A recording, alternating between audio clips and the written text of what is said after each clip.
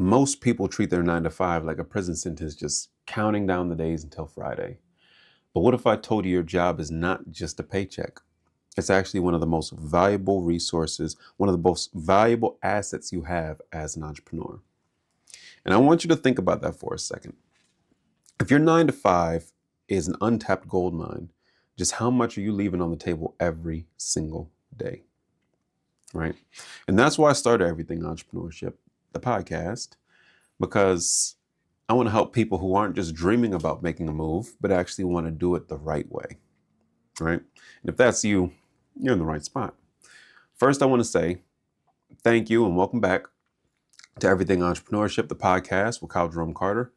As you know, I'm Kyle Jerome Carter, KJC, full name initials, doesn't matter, whichever you choose. And we have a fun episode today. I'm not going to lie, I really did miss you guys. If it's your first time, welcome. Make sure you subscribe. Go to YouTube. That's where you should be consuming this first, right? If you're just listening to us on Apple Music, Spotify, whatever it might be, cool. I'll rock with you. I see you guys national. We're not international yet, like I said, but we are national.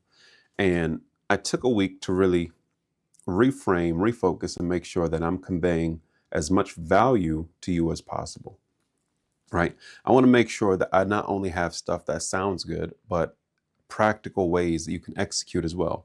And most people are going to say, well, KJC, you've been doing that. And technically I have. However, I really want to focus in on primarily, not solely, but primarily these ambitious working professionals, somebody working a 9 to 5 that has that entrepreneurial spirit inside of them, right? As I said in that intro, your job, your workplace is truly a gold mine with just so much just untapped potential. And by getting these lessons, by building these skills, by opening your eyes to the objective facts that you've accomplished, you'll be able to leverage that into entrepreneurship, whether it's just starting a side hustle or a full-blown business, so that you can proceed after that the right way. So many people are saying conflicting messages. Make a 5-year plan. Some people are saying just jump off the ship, do whatever you got to do. But at the end of the day, it's contextual. It depends on you. It depends on the person. So just having a broad statement isn't the best to just advise just anybody, right? So I want you to tell me, have you ever had that feeling where you're just like, have you ever had that feeling where every day just feels the same? You're like, I wake up, I do my tasks, I go home, I tell myself I want to start a business, but by the time the day is over, I'm too drained to even think about it. Like, how am I supposed to make this transition when my job takes all my time and energy? If that's you, again, you are in the right spot. Because yes, you're drained. Whether you like what you do or not, you are drained. From the moment we wake up, we have a preset number of decisions we make or we can make before we start to get fatigued. I believe it's called decision fatigue, right? It's a psychological concept. As we connect that with what I said in a previous episode about activation energy, setting yourself up for success each day is key. It truly is. Because the moment you wake up, if you choose to grab your phone, you're already setting yourself down a certain path. More importantly than when you wake up, how you set yourself up for the next day, the night before, the day before, again, also lets you know which path you're probably going to be on for the rest of the day. So when it comes to this, somebody might say, why does this episode or why does this topic matter, right? And the reason so many people feel stuck isn't that they aren't working hard enough. It's more so that they're working hard in the wrong way. Because again, like I said, your job isn't just a paycheck. It's definitely not a trap. And it's a fully funded real world business school if you know how to use it right. But I'm going to get into a couple specifics later in the episode, 3 different things that you can do right now, as well as I'm going to plant the seed, because when I took a moment to truly write down, how can a workplace, how can a work environment, how can corporate America really be abusing or just exploiting its employees, i.e. the person with the 9 to 5? We know it's not just restricted to 9 to 5. You could be working 10 to 10. You could work overnights. When I say 9 to 5, I'm talking about a job, right? If the job that you're at is taking advantage of you, quote unquote, then how can you take advantage of it? Ethically. I always got to say ethically. If you've been rocking with me on Instagram, follow me on Instagram, kyle.jerome.carter, then you know that I've had this theme for the last year now of exploit the workplace, right? And the definition of exploit is to derive full benefit from. So when I say exploit, I'm not talking about in a negative or mean or messed up manner. I'm simply talking about, hey, you're going to derive full benefit from me as an employee. So how can I derive full benefit from you as my employer, right? And when I made this list of different things, topics, aspects that go into working a job and how one can build skills, make a network, just leverage so many different things, I came with a list of well over like 70 things that you can do while you're working to build momentum in your 9 to 5, build the skills you need in your 9 to 5, but also take that over to the second part of your day, which is your 5 to 9, where you could take that to what you're working on, whether it be a side hustle or a full-blown business. Fun fact, I got no proof, but I feel. Not often are you going to hear KJ say, not often are you going to hear KJC say, well, I feel this, I know stuff and I repeat stuff that I look up, but this right here, I have not looked up. But tell me what you think. I'm of the belief that more people now are less in the pursuit of picking up a second job, but more so picking up a side hustle, right? The only other reason is, or one of the main reasons that could be, is because the side job is taking more time when you're trying to get more time and more money. So yes, you can make some money with the side job, but at the same time, the perception of a side hustle, let me build something that can pay me, right? And hopefully it can pay me again and again and again, whether it be a product, service, or a system.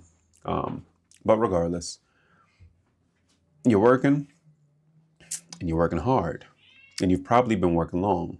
So how can you benefit from your employer, and how can you build the skills you need to build something real, profitable, to match or surpass your income, to then take that full time if you wish, right? If you wish. All right, so some of the most common misconceptions that people get when I talk to them about the subject is, well, you have to quit your job to become an entrepreneur, or you can't build anything while you're working full time. And that's truly not the case. I'm in the process right now of building out a potential outline where I could work with open-minded employers and see how they can give or advise their employees an entrepreneurship path while they're still work. Now, most employers probably look at this from one perspective and they're probably like, oh my goodness. And granted, this is just an idea. If it gets legs and I can do it, cool. It's not something I'm betting all my chips on. Just trying to find another way to help more like just entrepreneurial employees, probably like you, right? But most times you're going to typically have the thought of, oh, an employer is going to be like, oh, why would I want to invest in my employees so they can have or build a second income or side hustle and entrepreneurship, when that could detract from the time and attention and effort and energy they're putting into working this job. And that's why I said they have to be open-minded and somewhat progressive, because if you know that, and as you see right now, like so many people are getting their jobs cut and stuff like that, you can't rely on just one paycheck. You can't just rely on one avenue of income. You have to have at least 2 or 3 streams going forward, right? And that doesn't mean that you have to do that in pursuit to be a millionaire, but you truly need to have more than one revenue stream coming in, so that in the event that your job lets you go or something happens to the company, that you're not over here like, oh my goodness, I don't know what I'm going to do. And you're just one paycheck away from being broke. From my executives, because I know there's some executives and C-tier people that follow me as well, you might not necessarily be living paycheck to paycheck, but I will tell you this. I've seen too many people get into a position where they don't need to work anymore. And the conversation always says, we need to stop the bleeding. I'm putting out way more money than I have coming in. And once they stop that job, though they might have been making $150,000 a year, you still have to stop the bleeding. What I'm getting at is you can't allow the misconceptions that because you're working, you can't build something else, right? Your job is actually giving you everything you need, the skills, the network, and the capital, if you stop looking at it the wrong way. Everything is about perspective. And if you're watching this episode, if you're watching this YouTube video, we have to change the perspective. A classic example is if I was to hold an apple right here, right? Shoot, technically, if I just hold the pen just like this, your perspective right now sees it a certain way. However, if I show you a pen just like this, straight on, your perspective of that might be a little different to the point that you're like, I don't even know what that is. So this is easily recognizable as a pen, whereas this might not be. It can be to some, but that's not the point. What the point is, so many people are frustrated. They're like, I don't want to go to work. I don't get paid enough. Like, I have real stuff going on. I got friends, I got family, I got this happening, that happening. My car just went, or this person needs money, whatever it might be. But you can't allow that to detract you. You're given 40, 50, sometimes 60 hours to somebody else. So you have to be able to invest that in yourself and in your side hustle or full-blown business. And what you're going to understand is by truly getting the most value from your 9 to 5, you build the momentum while you're working. We're going to build out, where is the time? How can I leverage this? Who do I need to talk to? What can I develop? What can I retain? What can I leverage, right? We're developing all of this stuff so that you have the momentum so that when you get off of work at 5 o'clock, 5:36, 6:37, 2 in the morning, 1 in the morning, whatever it might be, you have that momentum. You have proof to yourself that something is working, which makes it much more easier for you to move into the activity that you need to do without motivation. Because there's so many days where you're just going to be like, I'm not into it. I'm not feeling it right now. Like it's way too much for me. It's overwhelming. I can't do it. But we can't rely on the good days for us to get the work done. We have to have a system in place. We have to have the understanding that we're going to do the work no matter what, because it needs to get done.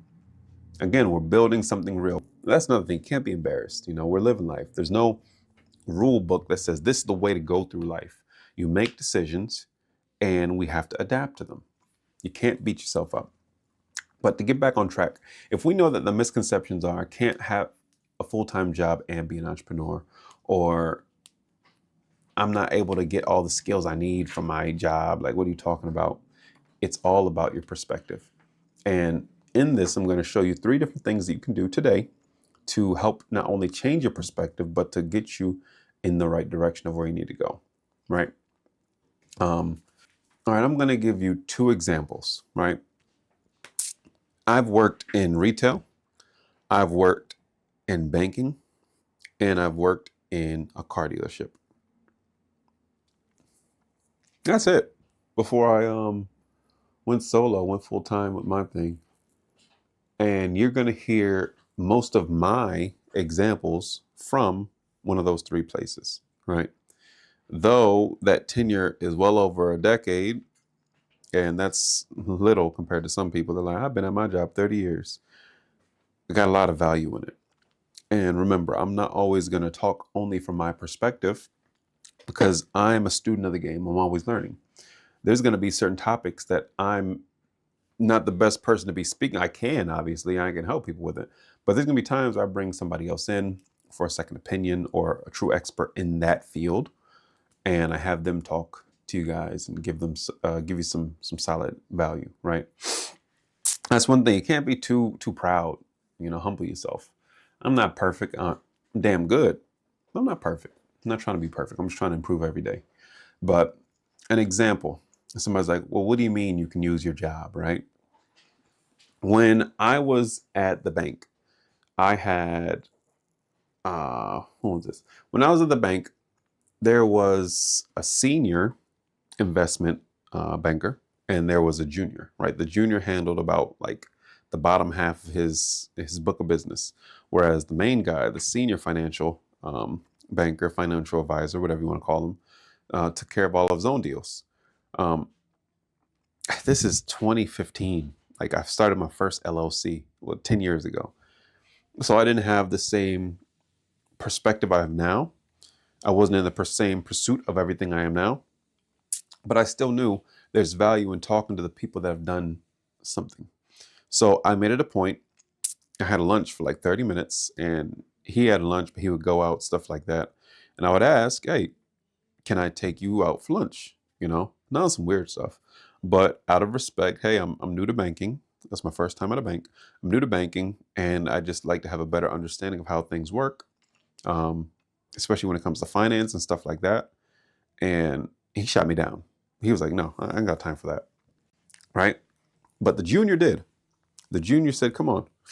And I found so valuable the few lunches I had with him because I was able to ask him not just questions about my personal finances, but just finance in general, the way people approach things, what's actually right, what's actually wrong, what are these different numbers and figures and different terms that I always hear every day. And I was able to put myself in a position where I was able to put aside my first $10,000 in the bank. I was so proud of that because that was a big accomplishment. Now, did I apply that money to a business? Yeah, later on. But that wasn't the reason at the time. It wasn't like, okay, cool, I'm gonna talk to this guy, I'm gonna get some information, and I'm gonna put that towards my business. At that point, I just knew I need to learn from the people that have done and are in certain positions that I wanna be in. And though that person wasn't my manager, and though I did try with the senior financial investor or the financial advisor, it was the junior that said, screw it, come on. At the time, I might have been what, 22, 23 years old. And he was maybe like 27, 28. So he just saw my passion. Uh, he saw my determination and drive to learn more. And he said, come on, let's do it. Another example, I always tell this example because it resonates so much. At the bank, again, whereas I was responsible for opening and closing accounts for clients, answering questions, customer service, all that stuff, I always made it a point that when I had a business client, that I would ask them more than just the standard questions, right? When you service a business account, it might literally say, hey, you got these 5 questions you need to ask them about themselves, about the status of what they got going on, their accounts, right? I made it a point. Let's say if there were 5 questions, I'm adding an extra 5 questions on top of that, maybe an extra 3 questions. And I would act as if this was what the bank required, right? Now, though the initial 5 questions were more so, um, how satisfied are you with the different products we serve? Or do you see yourself needing payroll in the future? That's an example of what the bank had you ask. I took it upon myself to ask, what did you do right when starting your business? What's something you regret? What's something you would tell your younger self when they got into it, right? And I'm talking to men, women, old, young, any race, doesn't matter. If they were a business client, I said, and again, I didn't apply this because I knew I'm going to have this big old marketing company now in the future, and then I'm going to just be able to make some content to help other entrepreneurial employees like me at the time. No, I simply just had that seed in my head that I have these people in front of me, and these people make money. So I need to ask them what they did right, what they did wrong, what they regret, and get all of these different perspectives. And what can I take from them? What are the consistent things? What are the consistent themes and principles that they convey along their journey that I can apply to myself, right? And again, this is one example of looking at your 9 to 5 as a gold mine, because I was able to get, let's just call it a case study of well over like 60 or 70 business owners that I wouldn't be able to get if not.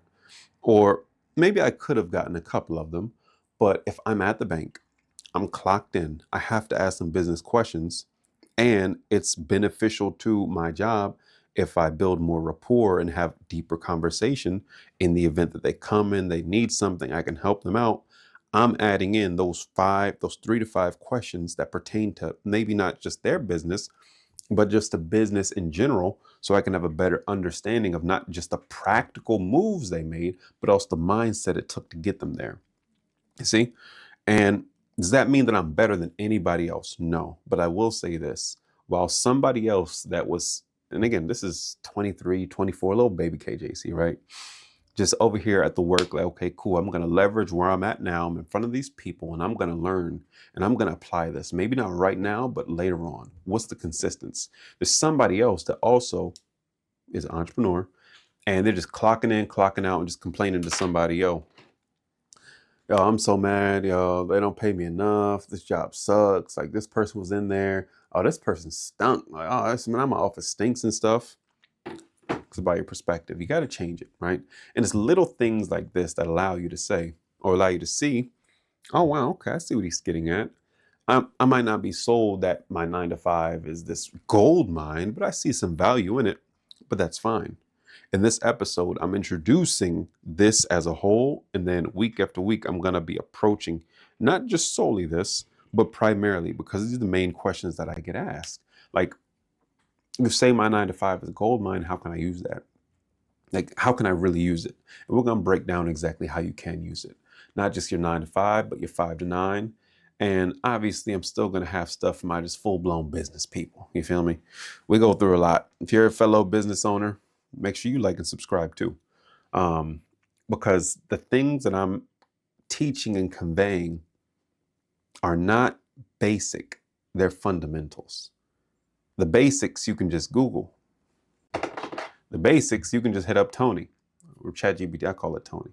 You know the dude, hey homie, I'm Tony. So every time I go to ChatGPT, I just say, oh Tony, this is what we're doing, right? The basics are stuff that you can just Google or ChatGPT. The foundational principles are the stuff that people typically got to pay for. These are the lessons that AI can't take into consideration when it crafts an answer, right? So these foundational principles and just these things you can do aren't just reserved for these entrepreneur employees that are working 9 to 5, or a person that is an entrepreneur, has a business, but their business ain't paying for their bills, or the executive that's been in the position for 10, 15 years and they're trying to find an exit plan. This is also for the people that got a full-blown business, because I know how it can be. So this is why it's everything entrepreneurship, right? So, all right, Kyle, you got me thinking a little bit, but what do I need to do, right? Now, again, most people think their job is something they have to escape, but the real shift happens once you start seeing it as an incubator for your entrepreneurial future. Every single day, you can go to work with some more excitement. And there's some people that like their job. Some people hate their job. Some people like their job. Some people hate their job. Did I say that? Like, hate, okay, and then love. Whichever one I did or didn't say, doesn't matter. I think you get what I'm getting at, right? So first things first, though I do have my iPad, I could just add in the little, the whiteboard over here. But for those that are not watching me, but are listening to me, identify your objective skills. Far too often do I have a conversation with somebody that's been in a job for over a year. More times, I'm talking to somebody that's been in a job for at least 2 to 5 years. And even more common than that, I'm talking to somebody that's been in their profession or industry for well over a decade. And they are completely oblivious to all the different skills that they actually and objectively have on paper. Take somebody that's been a chef for a decade, right? Let's split the difference. They've been a chef for 5 years, half a decade, right? Hey, KJC, I took out this loan. I went to cooking school, if that's what you call it. And I learned, I started washing dishes, went to school, and now I'm head chef here, or I'm the sous chef here. And I truly want to just start my own business, my own thing. Or if they say, you know what, I just need a side hustle. I got some good money coming in and I need to really just leverage that so I have a second form of income coming in, right? But I don't know anything other than cooking. Oh my goodness. You don't know anything other than cooking? No. It's a perspective shift. You know so much more. If you're cooking at a restaurant and you're at the position of like sous chef or actual head chef, you not only have management and delegation, but you have prioritization, you have coordination, you have so many skills that are crucial to being a business owner. You know, you have discernment, you have creativity in some cases, you have rigidity, you have so many different things that people take for granted. And when I actually do this, like an actual consultation, right, I have them list out what their roles and responsibilities are. And then I also look online, what are the typical role and responsibilities of somebody in that position? And then it doesn't take long. It goes from, on paper, I'm good at these three things. This is all I know. After 5 years being a chef, I got these three things. That three ends up being closer to 13 or 15 when we're done. Why? Because they don't understand that the monotonous things, the things that they do day in, day out, every single day for the last couple years, last couple weeks, even last couple months, are actually valuable skills that can translate into whatever it is they want to do. If he doesn't want to make his own restaurant and he wants just a side hustle in real estate, or with renting cars with like Turo, or something online like drop shipping, there are so many applicable skills that are transferable to that business venture, to that side hustle venture, that he's completely unaware of. And it doesn't matter if you're a chef, it doesn't matter if you're in the stock market, if you're a trader, if you're a banker, if you're in retail, if you're in automotive, it really doesn't matter. You have so many more skills than you're led to believe. And it's your responsibility to open your eyes and understand what those objectively are. I keep saying objectively because people get emotional. They're like, they're so concerned about the time that they've wasted that they're not looking at all the time that they can gain, all the time that they can gain from not having to reinvent the wheel, all the time that they can gain from just identifying what they do know so they don't have to spend time figuring out even more that they don't know that they did know, right? So step one, I want you to make a list of exactly like if you're listening to this, I don't care, unless you're driving, I want you to make a list of all the objective skills that you have from your job. And if you worked a job before, I want you to write down all the objective skills, right? And once you make that list, I guarantee if you take a little bit more time, you can add another half. So if you came up with 6 things, you can add another 6. If you came up with 5 things, you can add another 5. Because there's so many things that you do every single day and you're held accountable for, or are your KPIs, that you truly do know much more than you take for granted. Oh my goodness. We're not getting into raises, but I remember when I was in retail, I was at Finish Line, and I had to justify a pay raise because they don't just give pay raises, but I don't care. You're going to give me my pay raise if I'm asking for it. If I'm asking for it, it's for good measure. I'm not just trying to milk you out of your money, right? So when they asked me, why do I deserve a pay raise? I told them. My manager at the time loved him. Cool guy. I told him, I said, all right, as an assistant manager, I'm responsible for having a sales, like surpassing the sales threshold and leading the store against all these sales associates, right? On top of that, I'm responsible for the onboarding and hiring of people, like employees. I'm responsible for ringing up when there's nobody there. I'm responsible for basically loss prevention and security to make sure that nobody's stealing. I'm responsible for educating product knowledge and making sure that the new people embody our culture here. I'm responsible for all of this stuff. And I have to also make sure that the merchandising is done. I got to make sure like, if at the store level, we're the ones that are getting the sale because we're interacting with the clients and customers. If we're performing bad, people will stop coming in, they will stop buying. And this store is what, a $5 million store? Well, I believe it was like a $3 million store. So this store does $3 million, and that's all done from the sales associates and sales managers, right? This company does how many $100 million? Like 200 million, you said? I'm responsible for all this, directly responsible for the sales that we get for this store. The company overall makes this many million, and I can't get $5,000. Not 5,000 up front, but maybe an extra $4 an hour, whatever it might be. And I get it, because at that point, even back then, I knew my job description is much more than that. Now, did I know how to apply that to business? Not yet at the time, but I did know each one of these things in my job description, I do exceedingly well. And it's much more responsibility and accountability than a person that just, let me not say just, but does a different aspect of it, right? Let's take a district manager. And some of you might be a district manager, so no shade to you.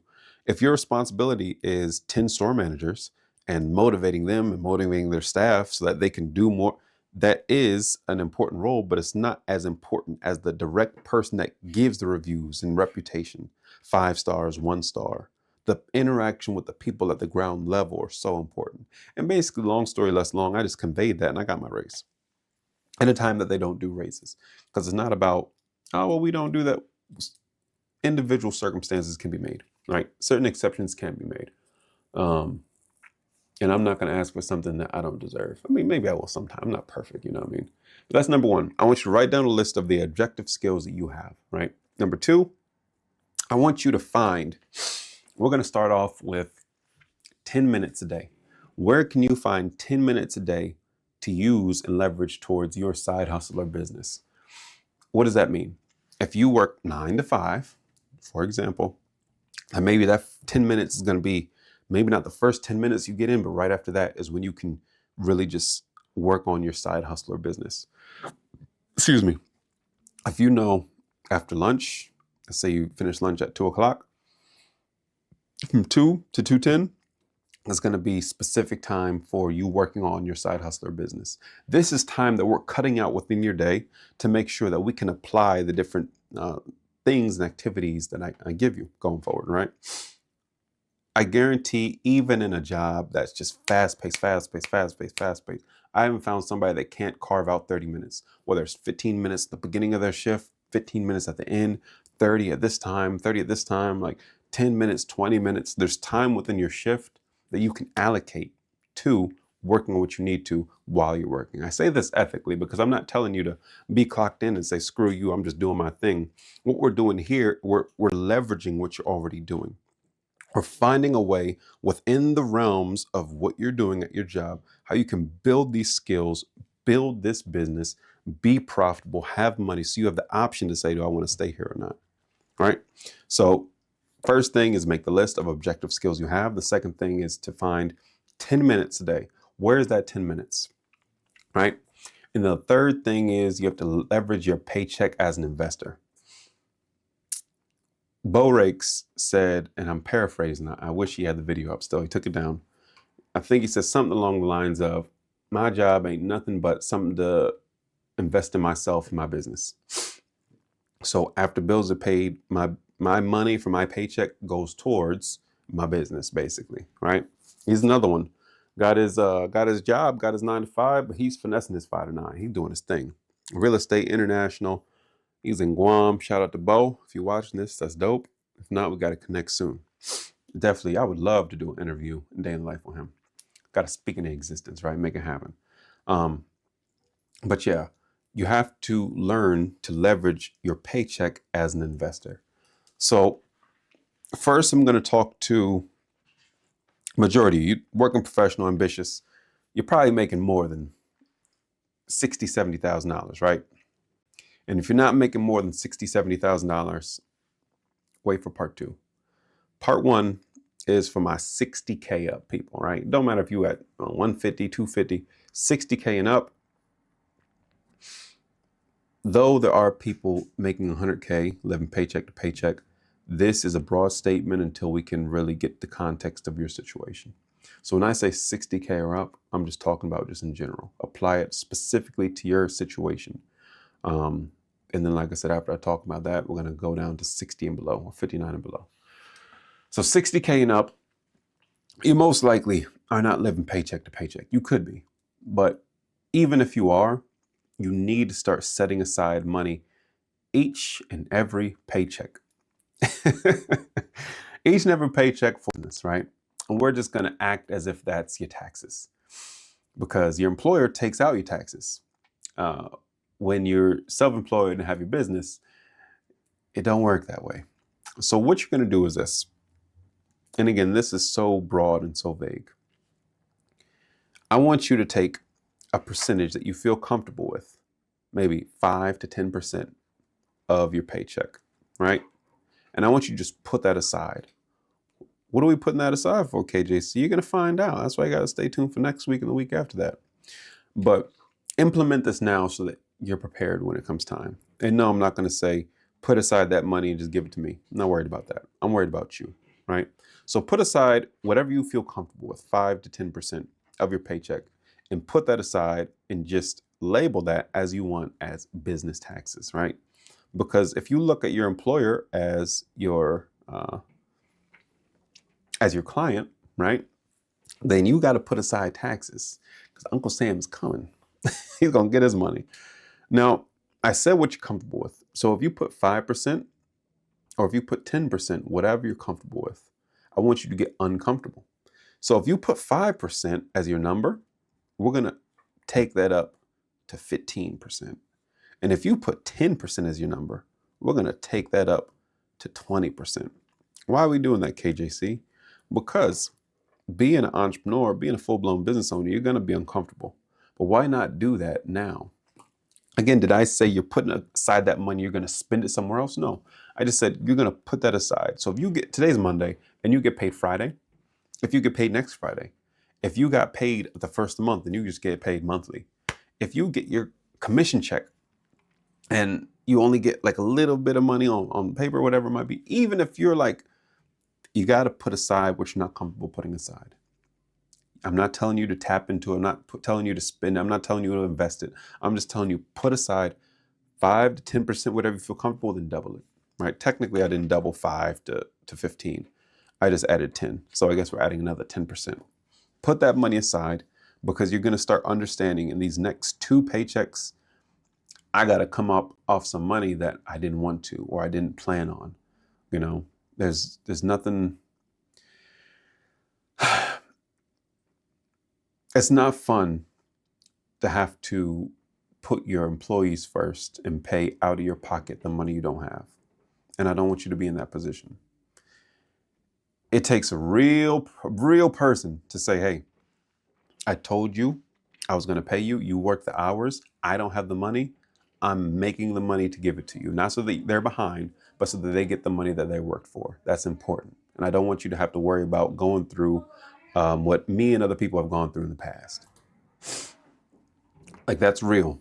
The same way that you get your paycheck every 2 weeks, once a month, your commission check is always on time.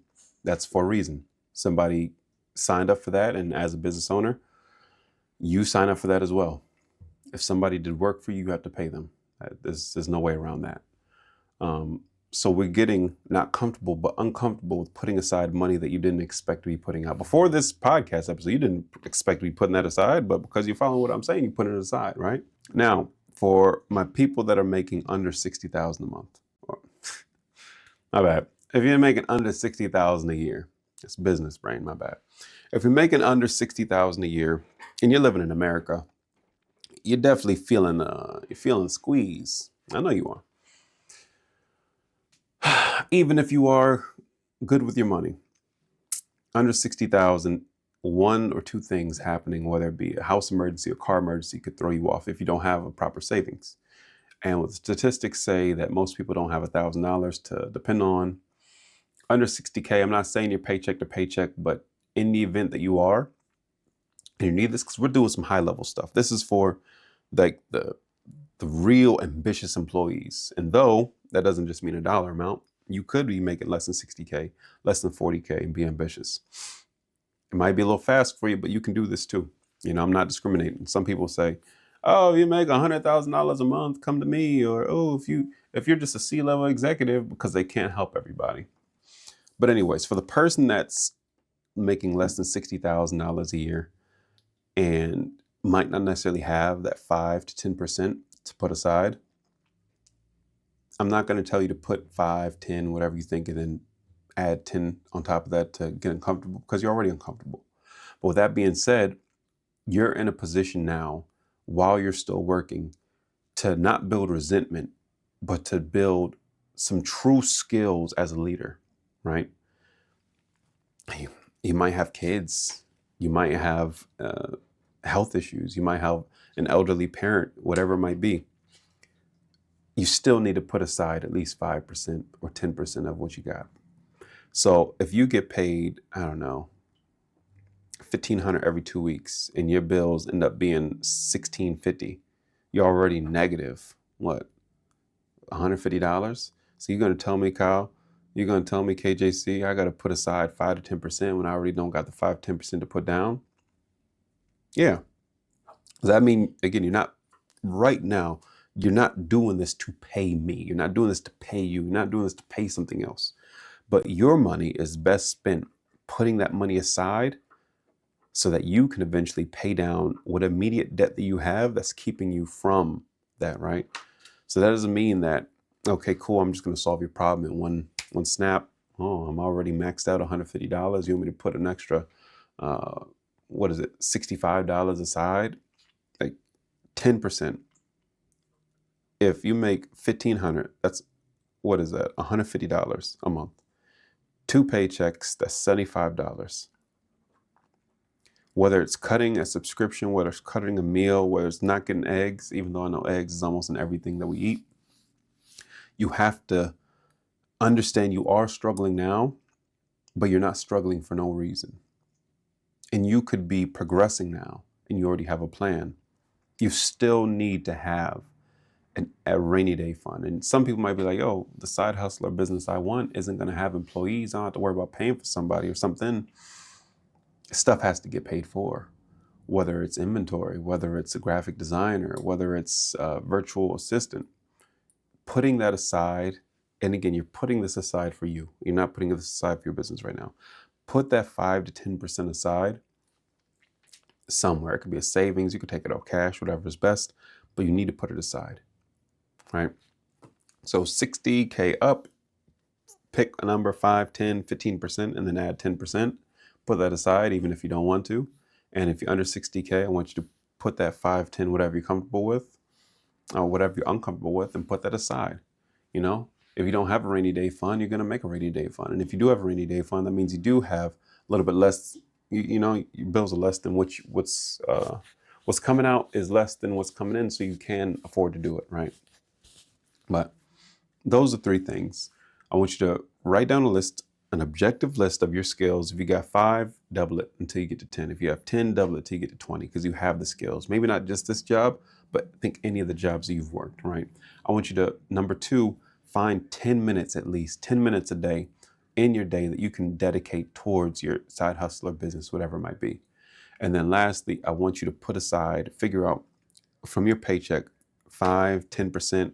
If you're 60K up, again, add 10 on top of that. 5 goes to 15, 10 goes to 20, 15 goes to 25.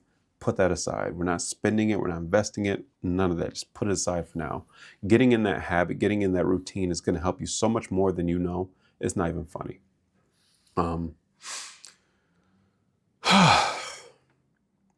Once you do that, I mean, technically you can write that in the comments. I prefer if you engage with me on Instagram. So again, subscribe,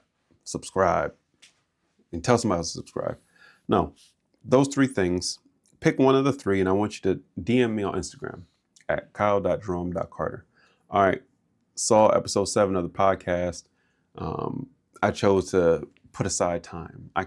20 minutes. You said 10 minutes, I'm gonna do 20 minutes. Or, yo, KJC, made me upset what you said because I don't got money to spend like that, but I'm putting aside 10% of my paycheck. Or, yo, at December, I just got a bonus for $30,000 and my paycheck is this much and I'm going to put this much aside. At first I said this. Or, yo, KJC, I was only able to come up with 6 things I'm objectively good at. Pick which one it is of the 3 and then hit me on Instagram, DM me which one it is, and we'll talk from there. You know, I'm trying to build an actual community, and in order to do a community, I can't be higher than thou. But yeah, there's a difference between employees and entrepreneurs. The difference between employees and entrepreneurs isn't just quitting your job. It's how you see your time, your skills, and your opportunities. If you shift your mindset, your entire path changes. And it's so true. It's so true. But as it pertains to practical, what you could do right now, those are 3 things. Hit me on Instagram. Comment down below if you're on YouTube. And again, I'm just going to be building on this. Time's getting hard out here, you know. But before we wrap up, let me see. What have I been up to? What's KJC been up to? Well, I've been getting some great response from these day in the life interviews. If you haven't seen one of those, go check them out. I got another one coming out. This one is really impactful and valuable. Got that one getting edited, you know. And again, if you or somebody else is being affected by all these layoffs happening directly and indirectly from the federal level or government, this is another reason why I'm preaching you're not going to hear me say, hey, I have a successful marketing company, so you should have a successful marketing company. No, the context of people and situations people are in, something, create something, create an asset, create something that brings you money while you're sleeping, hopefully. If not, just another form of income coming in, because nothing is guaranteed, but yeah. And then also on the business side, for my business homies, right? If you own a business, I'm curious how you see AI, right? Now I'm in the middle of this 30-day AI blitz where I'm using a different system or software, 30 days to just educate myself on that specific system or software. And then when I'm done, I'm going to see how it can be applicable for different businesses and where I can input and all that other stuff. I wish I might do some sort of, that's why I got so much coming. AI, I see so many different business owners using AI the wrong way, or even looking at it the wrong way. Does that mean that the way I'm looking at it is right? No. But what I'm saying is, if you're using it, you could be using it much more efficiently to get much better results and separate from your competition, because there's so many people that sound the same. It's not even funny, and look the same now too. It's not even funny, but yeah, I am so happy that I'm back again. I'm in the middle of building this last thing out. Hopefully by next episode, it'll be ready. I can give it to you, because I know there's people that want to take this to the next level. They're like, okay, JC, I like what you're doing. I like what you're saying. You're preaching a good word, and I know how I can actually use it. What's the next step? I'm going to give you the next step. If you want the next step, comment next step down below, or hit me on Instagram at kyle.jerome.carter and say, yo, I want the next step. Though it's not done yet, you might be on the receiving end of some beta, some beginner version of some stuff, because I truly care about you, and I'm truly trying to create a real community so that you do this the right way, right? But just to recap, your 9-to-5 isn't a trap, it's a gold mine. If you know how to use it. The key shift is going from seeing your job as a paycheck to seeing it as a launch pad for your business.